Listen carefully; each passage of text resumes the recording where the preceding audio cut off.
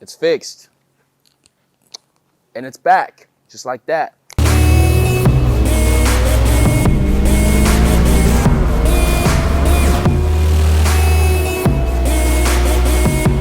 Hey guys, Etiquette Exotics over here at 3917 Osage Street, which is Akama Lifestyle HQ, the warehouse over here. As you can see, we're perfectly sold out this weekend. Even the yellow Urus over here is gonna get rented out in a couple of hours. But back to what I was saying before I was briefly interrupted by, I had a handful of people come in today.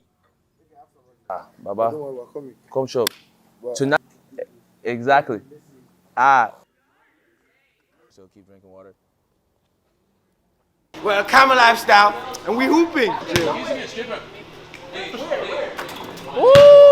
I badge. Tell niggas I badge. Come outside. I gotta dunk it? Can you? Oh, yeah, for sure. Oh, let's see it. Let's go, baby! Just a little.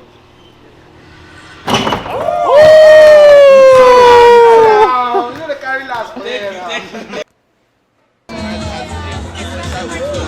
My guy. I bet put this payroll. Boss. I can wash cars. I can't afford it, boss. I can write code. I can't afford it, I boss. can write commercial. See these guys. I don't can afford it. I said, Drizzy, who taught you in Quebec? In Quebec, he's like something, you know? I was like, you're Reggie here. Man, how you doing? You good? I'm doing alright.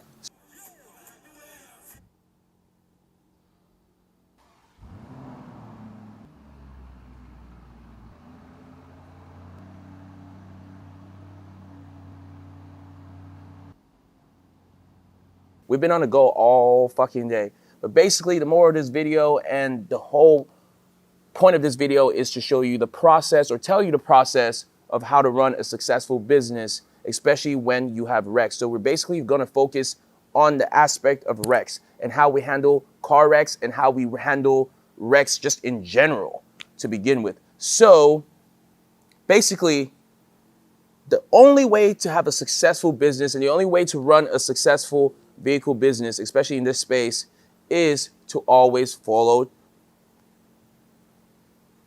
your codes.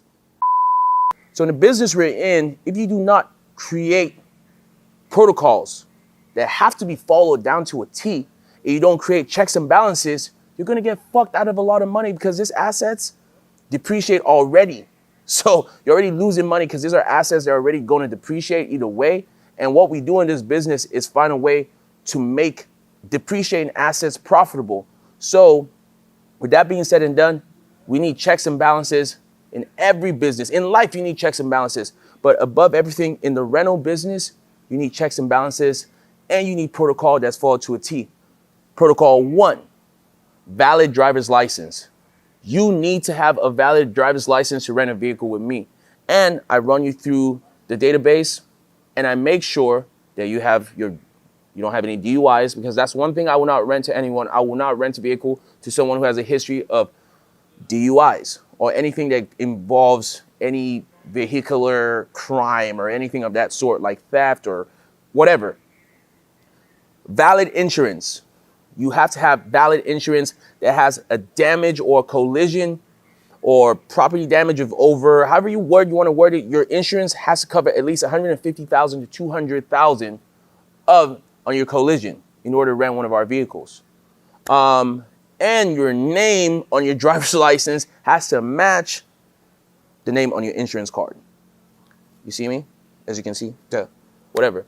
But also, last on the list is, we said driver's license, we said insurance. So you have to have valid driver's license, you have valid insurance, and you also have a secure deposit.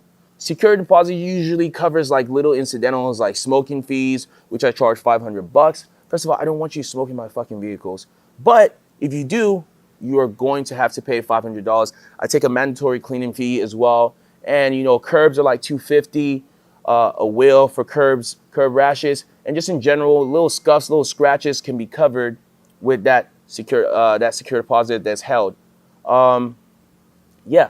And we also put a hold, sometimes we put a hold on your credit card, your Amex's, whatever. That's just usually, we lift the hold after the rental is done and it's successful. But usually we want this car to come back in one piece.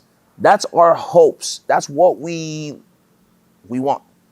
But in the event that your car comes back wrecked, like this one, the one thing that saves you from coming out of pocket, because first things first, you don't want a car like this to get wrecked and you don't have someone's insurance on file to cover this, because guess what? You're coming out of pocket big bucks. If something happens to any of these cars, body work, even paint work, you're looking at tens of thousands of dollars that will be coming out of your pocket if you don't have the proper insurance on file for the client in the vehicle to cover this vehicle. So like in this situation, car got wrecked.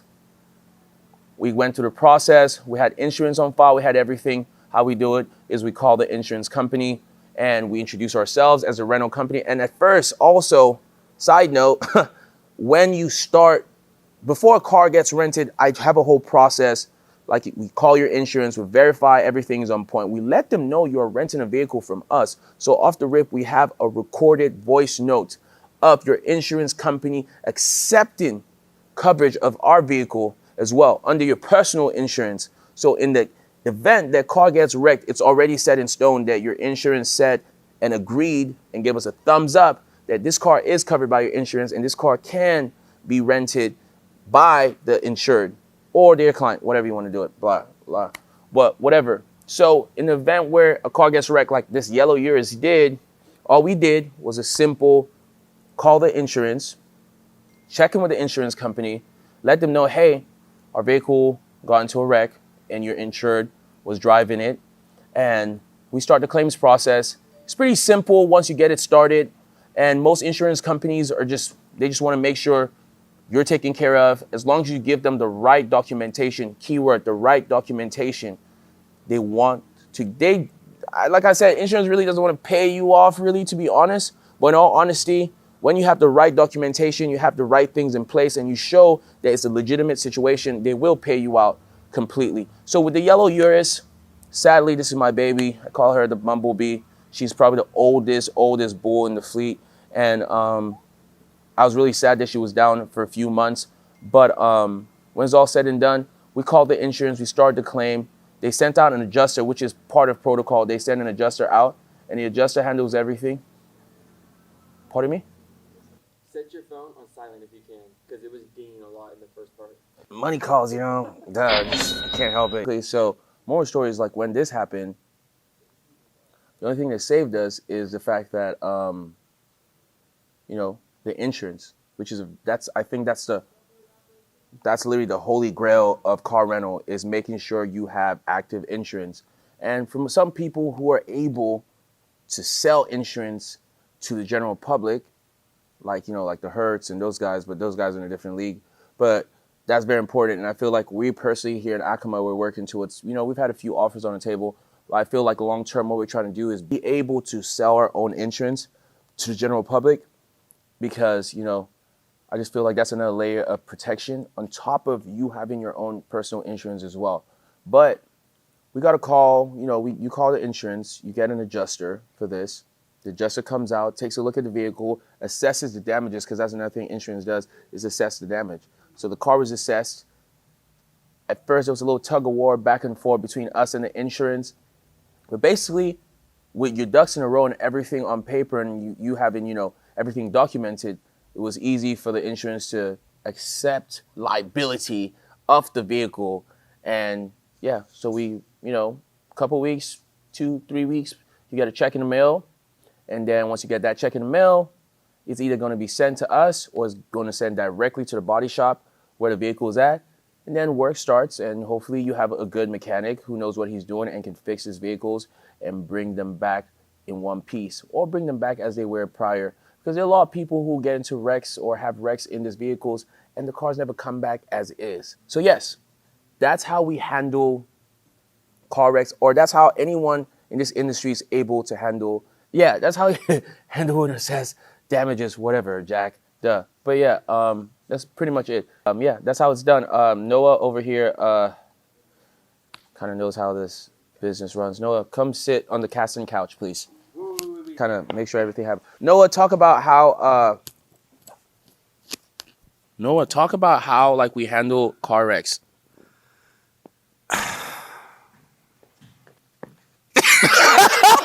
Noah Sander with a camera lifestyle.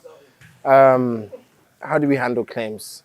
So we verify your insurance before you go, hoping that you don't fucking wreck our shit, and then our shit gets wrecked. And then we have to rectify it by calling insurance, following up with them. What else? Actually, calling insurance is actually a headache. But all that back and forth, verify this, verify that. At the end of the day, insurance doesn't want to pay. But for the most part, when you have a good insurance company, they will pay. We tend Geico, Progressive. Don't like Progressive. Geico is fine. State Farm. So when it actually comes to like the claim on what filing the claim on whatnot, at times it's more of a thing where insured is going to take responsibility for it. At times we've had actually situations where the insured doesn't want to take responsibility for it, and at times it may just be on us. But lately, I think you know already. Well, you do know already because you work here. Lately, you know, they've been stealing Escalades.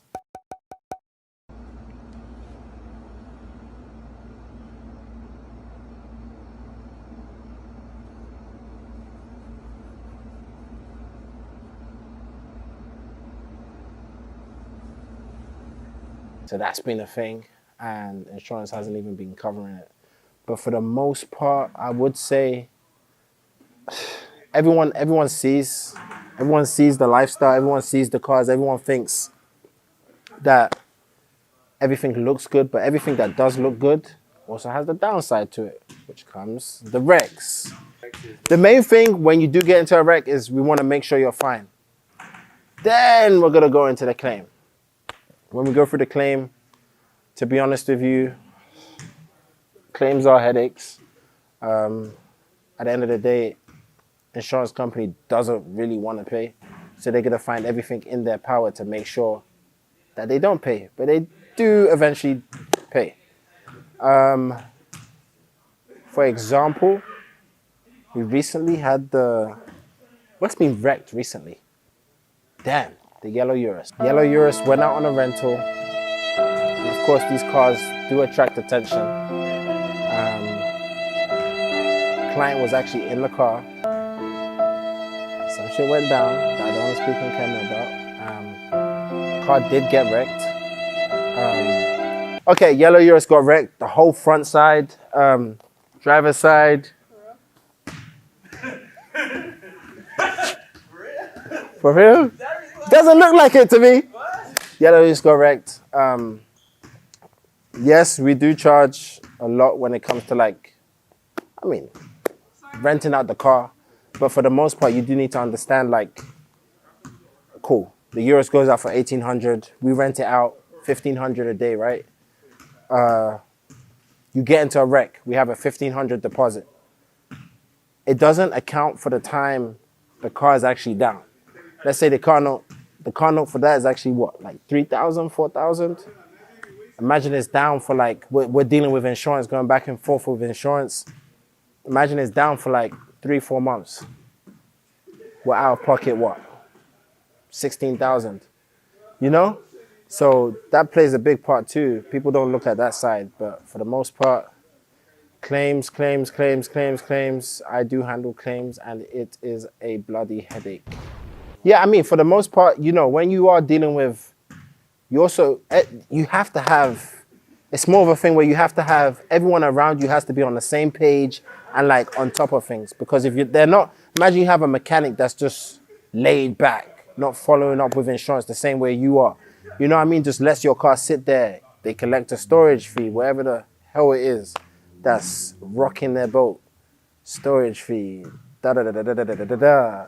But if you actually have someone that's on top of it and doing the shit that they need to be on top of, then it's a walk in the park. But yeah, I fucking hate claims. But yeah. Noah Sander with a camera lifestyle. They wanted me in this bloody vlog. So here I am in this bloody vlog. It's going to make them happy or whatever the fuck it does. You did great. I did? Yep. Perfect, splendid. Here I am. You won't normally see me, but I do handle everything. Oh no! He's finally talking.